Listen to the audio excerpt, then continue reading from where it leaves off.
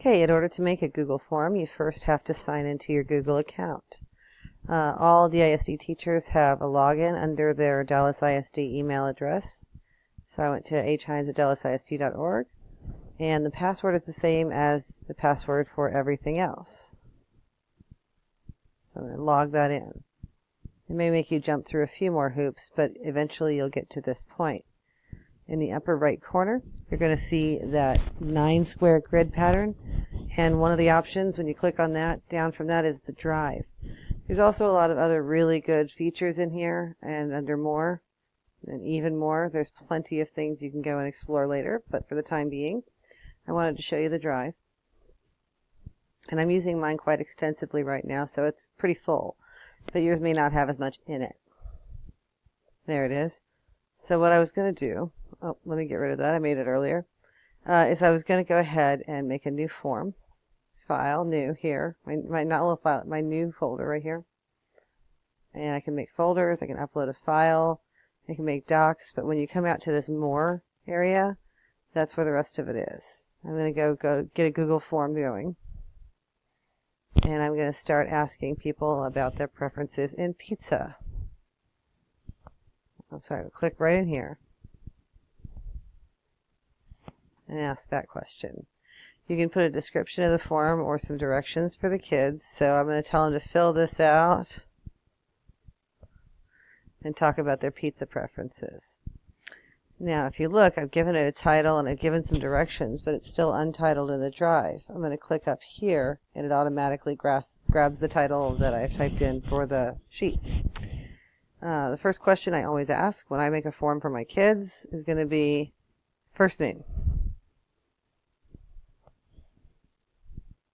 And then under the style of question, I'm going to make it a short answer question. That way they can type their name into that blank. To add another question, I'll just click the Add Question button, and that'll be last name. Right there. I can make these required so the kids have to answer these two questions if I want to. So that way no matter what else you get from them, you get their first and last name. When I do that, it gives a little asterisk right there next to that. To add a new question, I'm going to scroll down just a bit. And the thing I'm going to ask now is, do you want pizza? If I'm asking a question where there's a yes-no answer, the two things that would probably work best, in this case I'm choosing the radio button that says multiple choice. The other thing you might want to try is a drop-down box. A drop-down box is probably best for when there's a whole bunch of answers and you wanted to just choose one. I like to use drop-downs when there's a number choice to make. If it's like 1 through 10, I'll just make a drop-down of that. But right here, for my yes and no, radio buttons are just fine. The next question I'm going to ask them is what kind of crust they want.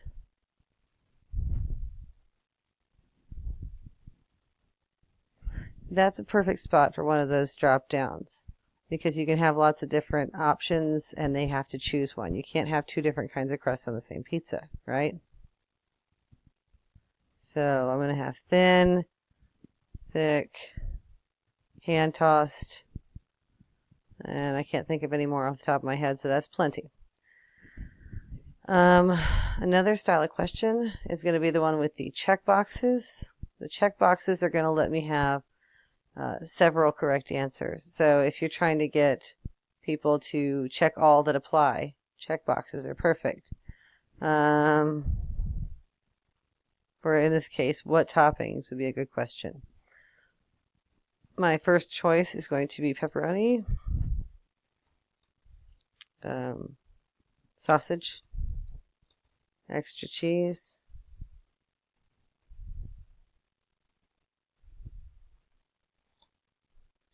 mushrooms,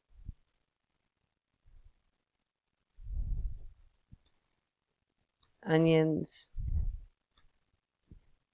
bell peppers, and the always controversial pineapple.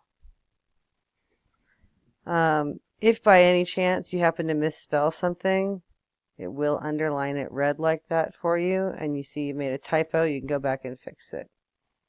Okay. Finally, I'm going to do another question, and I've used several of these. I used short answer for the first and last name. I've used the radio buttons for a yes-no question. I've used a drop-down for when there's several options and you have to choose just one. I've used check boxes when you choose several things. What I've not used personally are the linear scale, multiple choice grid, things like that. You're welcome to try those out, but for the last one I'm going to use a paragraph. I use this quite a bit when I have kids write sort of a short answer question that requires a couple of sentences, because a paragraph structure is going to work better and let them see their whole answer as they're typing it.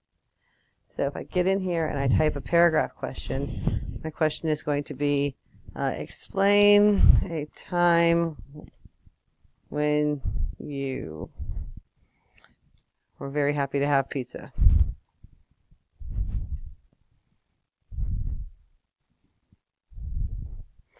And they're going to be able to put their long answer text in that box.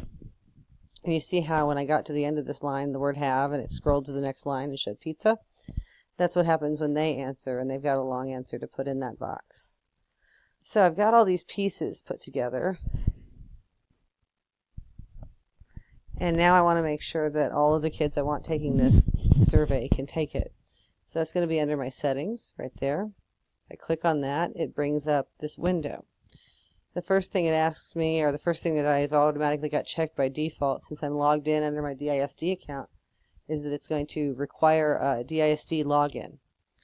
I generally uncheck that, and the reason I uncheck that is because there's almost always at least one kid in the room who can't log in. And I don't want them to have an excuse. So in order to eliminate all excuses, I uncheck that.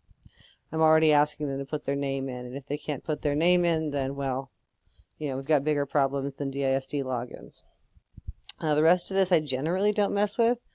You could, if you want, let them edit after they submit it or see a chart of everybody else's response. I don't find that as important. I just always uncheck the DISD restriction. When I save that, right here it says send. And sometimes if you've got this screen kind of minimized, that looks like a little icon of a paper airplane. Yeah, it sounds strange, but it is so. Let me show you real quick. If I can get to it. When the screen is small, it turns into a paper airplane icon. Very odd, but there it is. So if you see that, that's the same thing. It is the send feature, and that is what you have to do next. You have to tell it you want to send it out. So send. You can either send it to email addresses. You can type in all the email addresses. I'm sure you can copy and paste them if you have them on a list somewhere. You can embed the code into a website. If you're building a website and you can embed code, you're fine there. But most of the time, most of the teachers I know use a link. There is the link right there, a little hyperlink, and it gives you an extraordinarily long address. What you probably want to do is take advantage of this option to shorten the URL, making it a much more manageable address. With that, you can copy it and paste it wherever it is that if you've got to use a website to teach from or something like that, or you can write it on the board and they can type it in. But it is a little tricky because you have to get the capital and lowercase letters correct. Anyhow, this is the URL for the survey. I'm going to go ahead and take my own survey in another window so you can see what it looks like. This is my pizza survey. And it's requiring me to give my first and last name. Uh-oh. There we go. Do you want pizza? Well, of course I do. Okay. We scroll down here. What kind of crust? We'll only choose a kind. That's the drop down. That's what it looks like. What toppings? This is where you can choose more than one. Right? And explain a time where you're very happy to have pizza. You can type your answer right in there.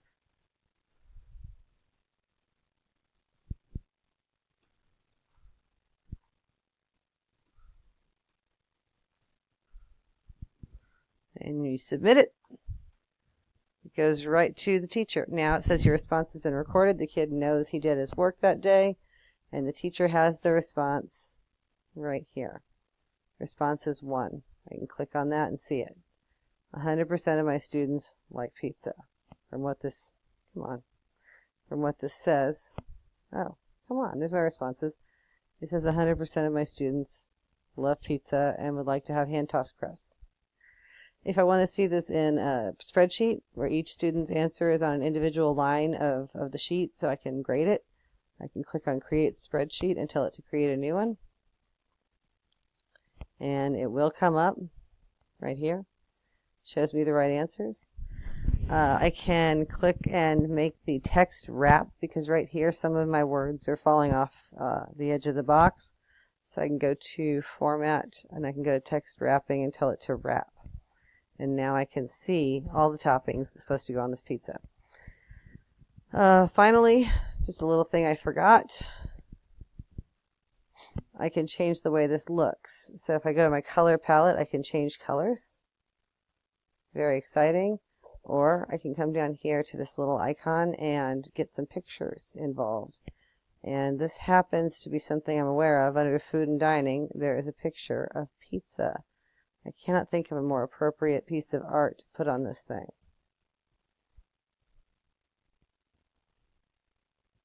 So lo and behold, when I send this out to the children, they will now see this lovely pizza art. Oh, and boy, that'll be delightful, won't it? That's great. So when I go back to my Google Drive page, my Google Drive page is going to have my pizza form on there, and it's going to have my responses on there. All right, that is the best way I can tell you to use a Google form with your kids.